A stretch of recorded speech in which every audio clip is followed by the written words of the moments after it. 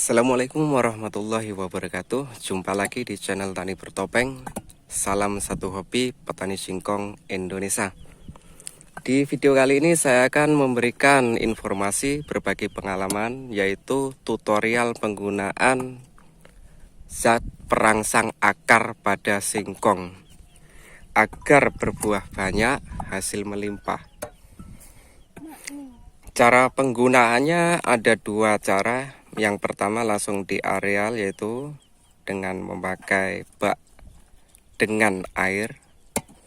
Dan yang utama itu harus mempunyai zatnya dulu ya, obatnya dulu. Ini saya menggunakan nutrisi akar singkong ngakar. Untuk produk yang lain banyak, ada Jimmy Hantu, ada pupuk hantu, ada organok, sejenisnya banyak. Dan dulu ini sudah saya praktekkan pada tahun 2013 itu memakai organok. Itu untuk akarnya itu bisa bertambah dengan drastis ya, hingga 5 kali lipat. Biasanya 3 itu bisa 15-20 buahnya. Tinggal perawatannya atau pemupukannya, yang jika dilakukan pemupukan yang tepat maka buahnya pun akan bisa besar. Jadi manfaatnya ini untuk merangsang pertumbuhan akar agar berbuah lebih banyak, mencegah busuk buah pada tanaman singkong, mempersubur tanaman singkong, memperbesar buah singkong, dan mencegah jamur akar putih atau leles. Pertama kita tuangkan air, ini jangan penuh-penuh karena untuk ngerendam bibit nanti sekitar segini. Ini juga, ini kita jadikan buah. Untuk takaran air itu bebas ya. Kalau standarnya itu 15 liter, tapi sebenarnya bebas karena hasilnya tetap bagus kalau memakai perangsang akar. Dan untuk perandamannya itu sebenarnya nggak perlu harus berhari-hari atau berjam-jam, 5-10 menit cukup. Oke, kita tuangkan air dulu. Setelah itu kita aduk dulu obatnya biar bercampur merata.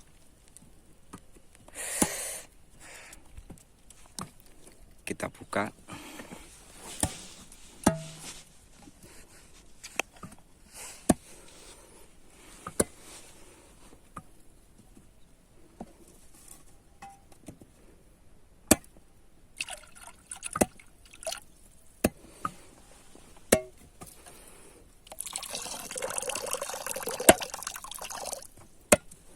Sisakan dikit ya, karena nanti kalau untuk ngerendam airnya berkurang, ini bisa ditambahkan lagi.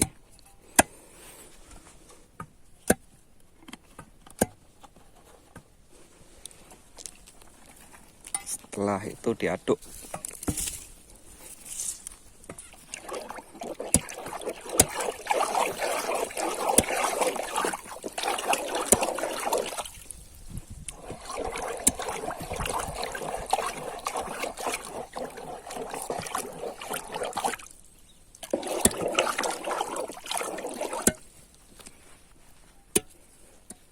Selanjutnya untuk pemotongan bibit.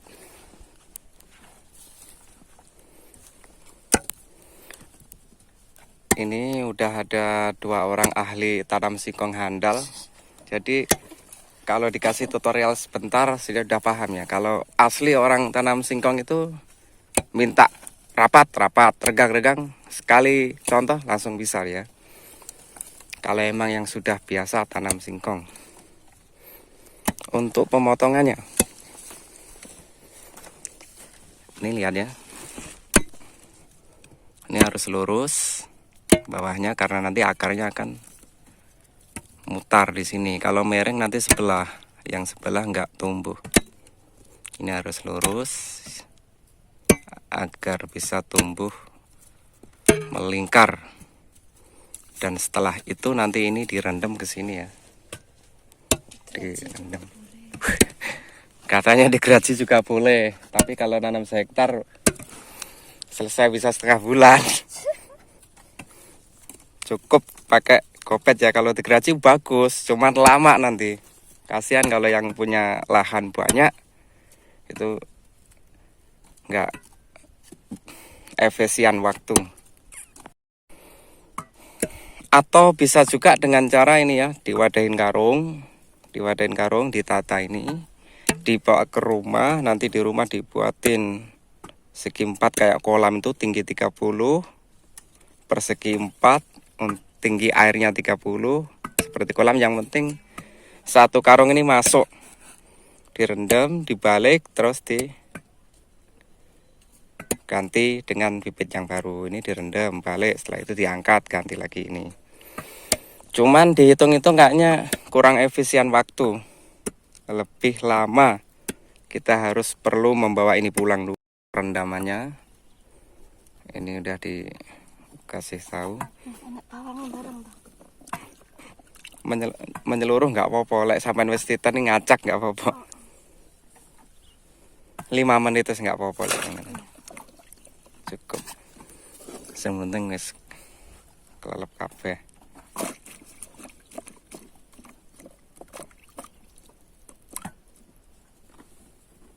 Tambahin nah.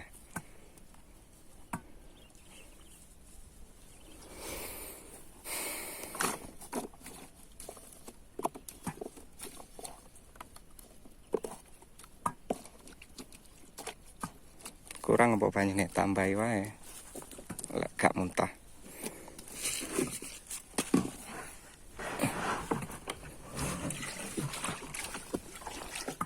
Kira-kira enggak luber ngono.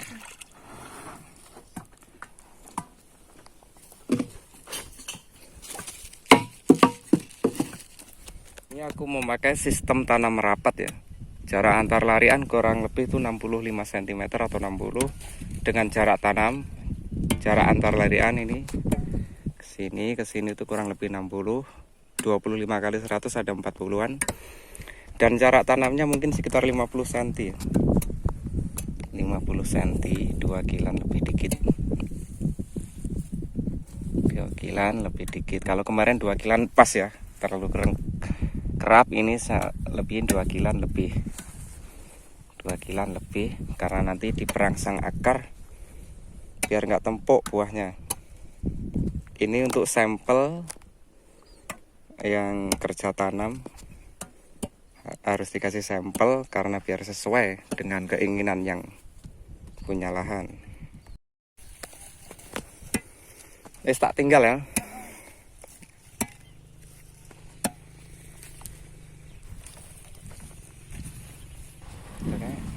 Jadi sebelumnya mungkin ada yang ketinggalan untuk areal 1/4 hektar ini. Sebelum diolah tanah sudah saya kasih pupuk kandang 20 karung dengan cara disebar merata sebelum olah lahan. Setelah disebar merata kemudian diolah dengan cara dibajak. Dan ini sebelumnya sudah panen, kurang lebih dapat 11,5 ton dalam 1/4 hektar, umur 7 bulan, jenis singkong sekoci. Nota nanti menyusul, belum totalan. Kembali ke topik, yaitu masalah perangsang akar. Apa itu perangsang akar? Perangsang akar adalah obat atau produk hormon yang memiliki kandungan atau zat untuk merangsang pertumbuhan akar dan juga merupakan nutrisi untuk tanaman. Untuk contoh perangsang akar itu ada organop kalau zaman dulu, juga ada Jimmy hantu, ada pupuk hantu, ada ngakar dan sebagainya untuk jenis obat perangsang akar. Sedangkan bahan perangsang akar alami itu juga ada, yaitu bawang merah, bawang putih, air kelapa, toge, tomat, dan urin hewan. Kandungan perangsang akar itu umumnya ada 3, 1 sitokinin, 2 auksin, 3 giberelin. Jadi kalau nanti akan membeli obat perangsang akar itu pasti ada kandungannya sitokinin, auksin, dan giberelin. Untuk fungsi kandungan sitokinin, fungsi utama yaitu konsentrasi terhadap pertumbuhan tunas.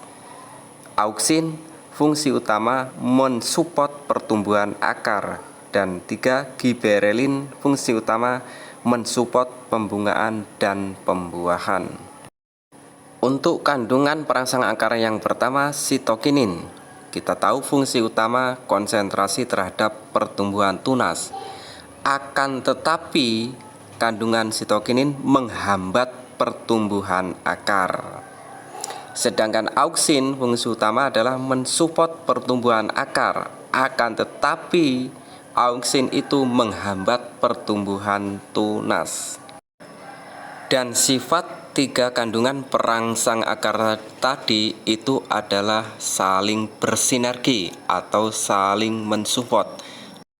Jadi penting untuk membeli obat perangsang akar itu harus ada minimal 3 kandungan, yaitu sitokinin untuk mempercepat tunas tetapi menghambat pertumbuhan akar, maka diperlukan auksin. Auksin itu mempercepat atau mensupport pertumbuhan akar tetapi menghambat pertumbuhan tunas. Maka apabila sitokinin dan auksin dicampur, maka pertumbuhan akar akan cepat dan pertumbuhan tunas pun akan cepat. Apalagi ditambah dengan kandungan giberelin yang itu berkonsentrasi untuk mensupport pembungaan dan pembuahan. Jadi penggunaan obat perangsang akar yang paling tepat yaitu bahan jadi atau bentuk obat ya.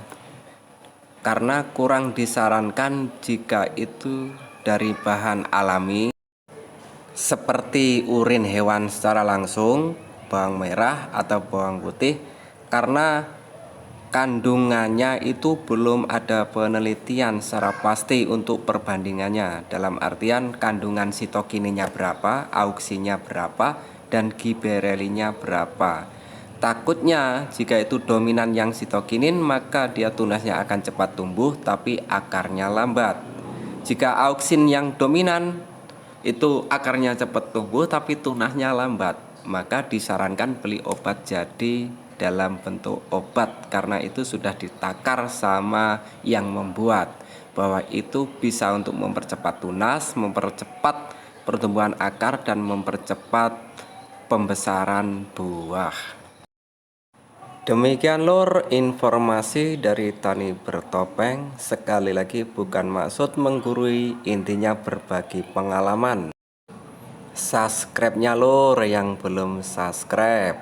Semoga bermanfaat dan wassalamualaikum warahmatullahi wabarakatuh. Menyeluruh nggak apa-apa, lek sampean wis titen ngacak nggak apa-apa.